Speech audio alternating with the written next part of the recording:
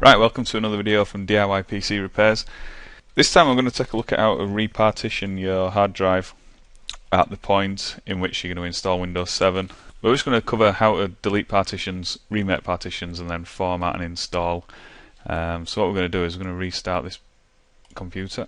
Now this is already set to boot from DVD, but we'll just check. So in this instance we press F2 to get into the BIOS, and then we shift along to the boot.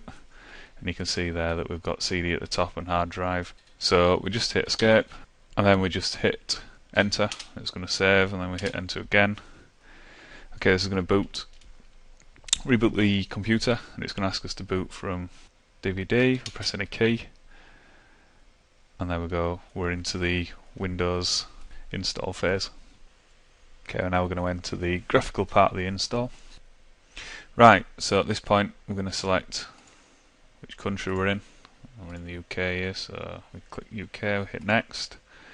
And this is going to offer us the install now button, which we're going to click on there. I've got a video on the channel covering how to clean, install, format and install Windows 7. On this video I'm just going to concentrate on how to repartition during the install phase. We accept the license terms, click next, and we're going to do a custom install. Right, here we go. So this is going to tell us now the partitions that we've got on this system. Now what I'm going to do is I'm going to delete all these partitions. I just want one big one. So we'll start on the bottom partition there, and then we hit options in the advanced list there, and then we just hit delete.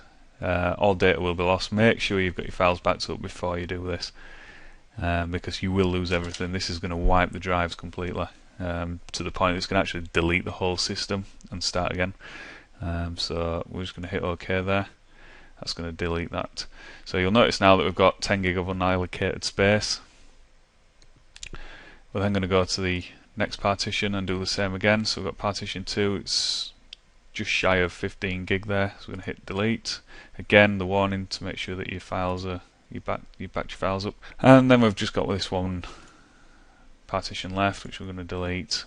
Click OK. Okay, so now what's happened there is we've got one big unallocated space of 25 gig, and I just want one partition. So what I'm going to do is I'm just going to click new here, and it's going to give us maximum drive size or maximum partition size. So I'm just going to click apply. It does ask you to create, or it might create, additional partitions for file systems and files and whatever you. Click OK. Okay, so you'll notice that it's created this system reserved area here. Don't worry too much about that. What we've got underneath it here is our 25 gig, or again just shy of 25 gig partition. This partition is now going to need formatting, so again we'll just highlight that and click format, and we'll click OK once we've read through that.